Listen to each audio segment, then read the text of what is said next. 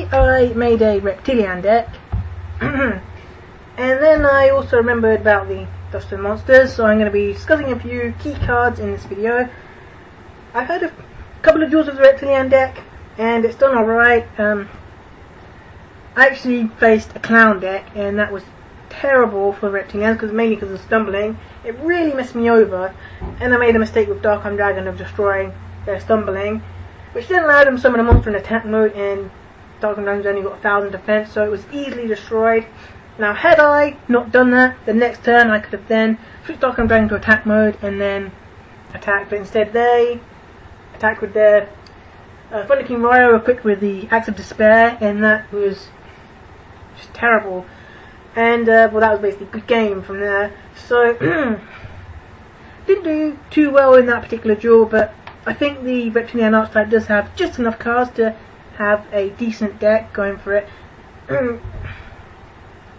Now, the reason I'm making this video is because I believe the Duston archetype is going to be very overlooked. They, well, one thing you'll notice is they have the same attack and defense as the Ojama monsters. They have 0 attack and 1000 defense, and the key thing about the Dustons is they have 0 attack.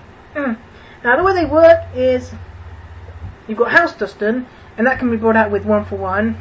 And then when House Duston is destroyed by battle or by card effect, it special summons Duston monsters from your hand or your deck. No, it's yes, from your hand and your deck.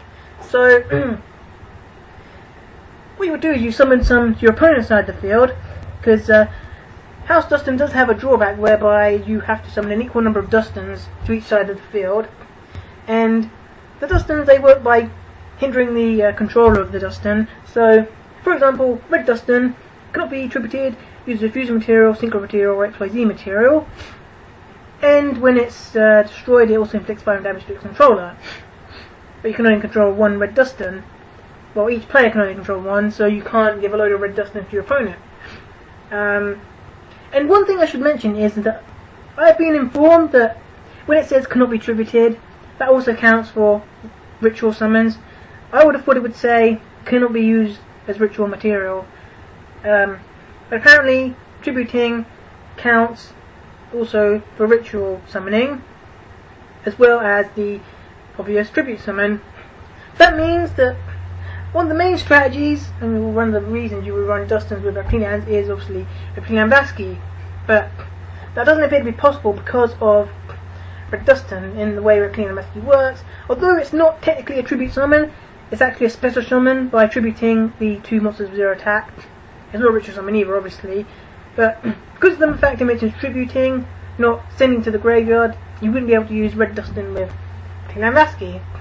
But that would be one that you would say have 1 or 2 in the deck, and you would gradually summon them to your opponent's side of the field through House Duston or some other card that they release for the Duston archetype.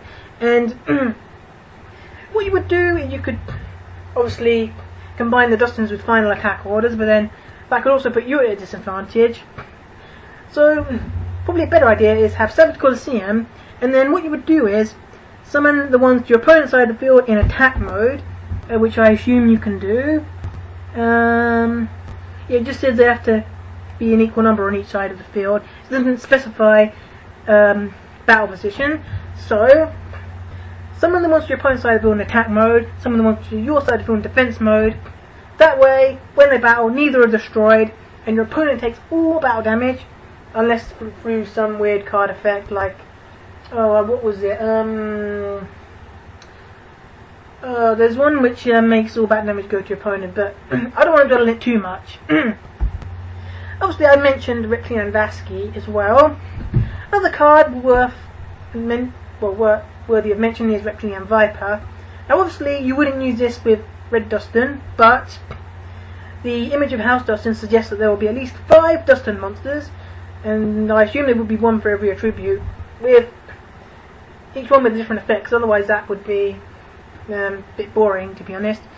And then Reptilianne Viper can take control of the Dustons that you put on your opponent's side of the field. So if one that has, let's say there's one which has an effect which happens when it's summoned, not a continuous effect, then once the effect is resolved, then you can bring out Reptilianne Viper take control of it.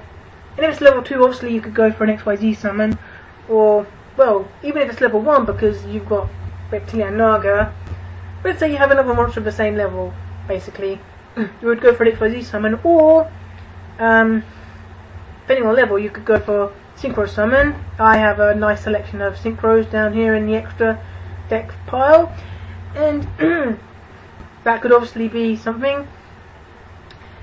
But obviously, if you were to put the Dustons with the Reptilians, there would be a few changes you would make. You would have much more of an emphasis on Reptilianne Vasky, so rather than Dark Eruption, you would have, say, Recurring Nightmare, and you could perhaps couple that with Foolish Burial, and obviously Reptilianne Vasky could be the cost for 1/1, and then you would also take out Lure of Darkness. Of course, you don't have to, but I personally think that it would be a bit risky if you are combining Reptilians with Dustons, because you wouldn't have enough Dark monsters in your deck to justify Lure of Darkness, purely because if you don't happen to have it in your hand, you've got nothing to remove from play, and then you've got to get rid of your whole hand, which obviously isn't ideal. Now, I am not sure about keeping Dark Dragon if I have a Duston variant, but I think it could still work. Because of course it's pretty easy to achieve, and even if you don't have that many Dark monsters, I still think Dark Dragon could be easily pulled off. And another thing is, you may not have things like Fires of Doomsday or the Reptilianne equivalent, can't remember what it's called, Reptilianne Spawn, that's the one, because you could definitely use Fires of Doomsday with Reptilianne Vasky, because it only says, only mentions Tribute Summon, doesn't, but actually that is Dark, so it wouldn't matter anyway. So Fires of Doomsday, I think, is actually better than Reptilianne Spawn, to be honest, because all Reptilians are Dark anyway, so if you wanted to Tribute Summon for Reptilianne Medusa, then you could do that. Scapegoat, I think I've got Reptilianne deck in real life, and I was looking for Scapegoat. The funny thing is, whenever I want to find a card, I can't find it, but I've had these Scapegoats lying around, and now I can't actually find them, so I think I could put in my Fires of Doomsday instead, and then perhaps have a Reptilianne Spawn alongside that, although Scapegoat is obviously the better card, but the problem is it can't be used for Tribute Summon, so although I can use it with Reptilianne Vasky, I can't use it with Reptilianne Medusa, so it really is what floats my boat, and if I do find them, then I may actually keep the one in there and then set the Fires of Doomsday. I think Crusade Nova has 1 or 2, I don't know, but I've definitely got the one Fires of Doomsday. Just, do I want more than one? I don't know, but I seem to have gotten very sidetracked, so